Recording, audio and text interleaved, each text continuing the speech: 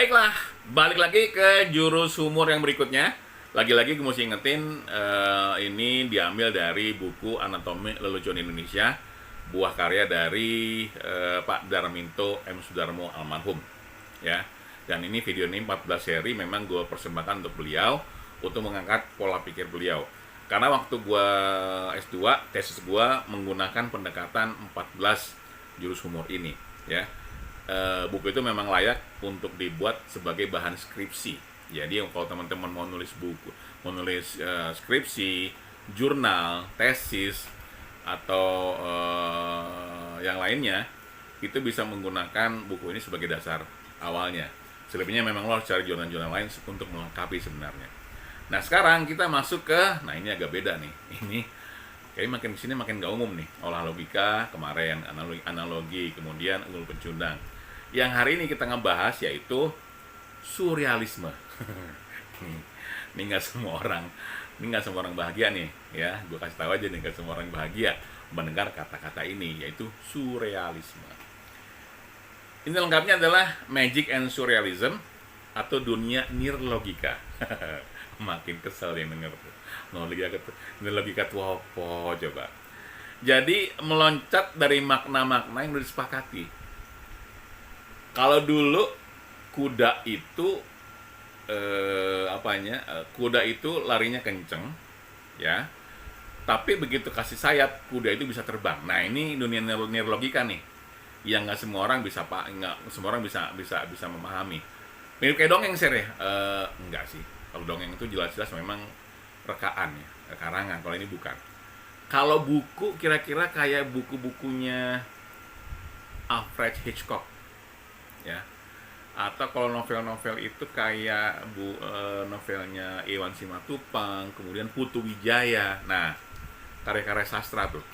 Atau juga misalnya bukunya Agus Nur. Gue sempat baca salah satu buku Agus Nur itu, gue judulnya lupa apa nih. Pokoknya ada koruptor-koruptornya di gitu. Dan di cerita itu kumpulan cerpennya dia. Jadi di cerpen yang pertama itu kisahnya seperti ini kira-kira teman-teman. Ada seorang jenderal yang dibunuh. Ya ini kalau nggak salah nih, karena gue baca cukup lama tuh novel itu. Ada seorang jenderal yang dibunuh dan saksi mata yang menyaksikan siapa yang bunuh jenderal itu adalah seekor anjing. Anjing itu kemudian ditaruh di kursi saksi, ya, dan diwawancara sama hakim. Ini dunia nirlogika. Sejak kapan ada jaing, ya, ditaruh di kursi saksi, terus diinterogasi sama pengacara dan sama hakimnya. Ini nggak masuk akal. Tapi sama Agus Dur, dia itu coba menyentil hal-hal yang mungkin nggak kepikir sama kita-kita, ya.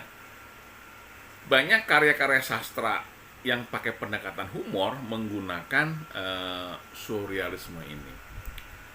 Kalau surrealisme ini sebenarnya di kalangan kesenian itu udah sangat umum, ya. Lukisan, karya patung, kemudian di pidato-pidato kebudayaan sering digunakan pendekatan dari surrealisme ini, ya. Terakhir gue baca bukunya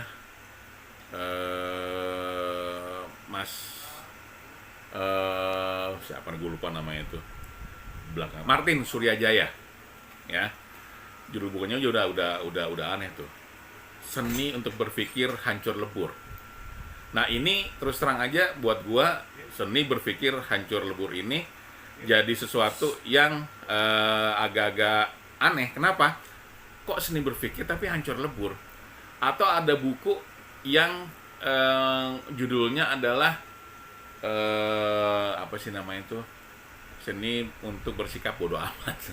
Itu agak sedikit nirlogika. Kenapa? Agak aneh aja ya, ada orang tapi masa bodoh. Atau agak aneh aja ketika orang ngajak berpikir untuk hancur lebur, buat apa? Tapi itulah dunia nirlogika yang nggak selalu bisa dipahami sama orang-orang yang nggak satu referensi atau satu frekuensi, begitu. Penikmatnya sedikit berarti dong, emang sedikit banget, dikit banget, nggak banyak, nggak seperti yang unggul pecundang itu akan lebih akan lebih banyak penggemarnya, penontonnya. Ini juga yang membuat surrealisme ini punya pangsa pasar, pangsa pasar yang lebih sedikit dibandingkan yang lain. Tapi apakah ada penggemarnya? Ada.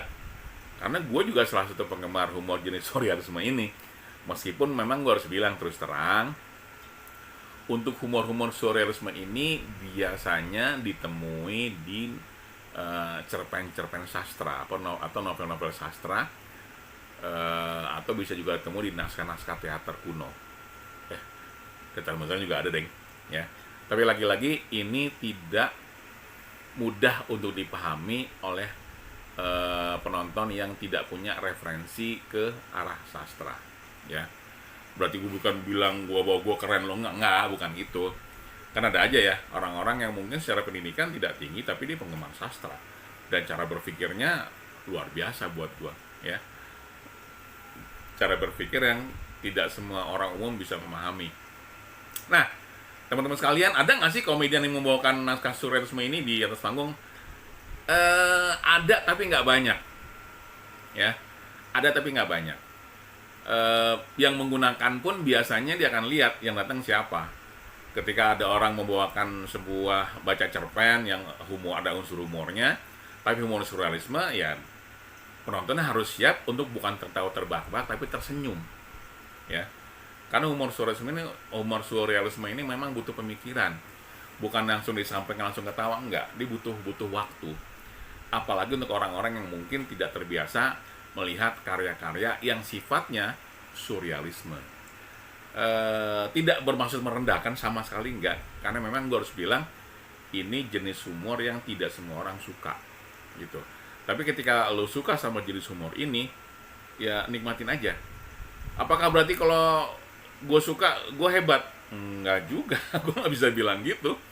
Tapi minimal lo orang yang tidak banyak, lo masuk kelompok orang bukan pada orang kebanyakan, ya. Karena lo suka humor-humor yang sifatnya surrealisme. Kira-kira gitu teman-teman sekalian. Kita udah sampai di jurus humor yang ke-9 dari 14 jurus humor yang akan gue sampaikan nanti. Kenapa gue bikin satu video? Karena biar lebih jelas. Kalau teman-teman ada yang mau ditanyakan, silakan komen di bawah, ya. Atau kalau memang butuh ketemu sama gue untuk ngobrol, ayo. Karena gue seneng banget ya kalau ada orang mau bikin penelitian, jurnal, skripsi, tesis tentang humor, ya. Karena tidak banyak orang yang mau melakukan seperti itu. Oke.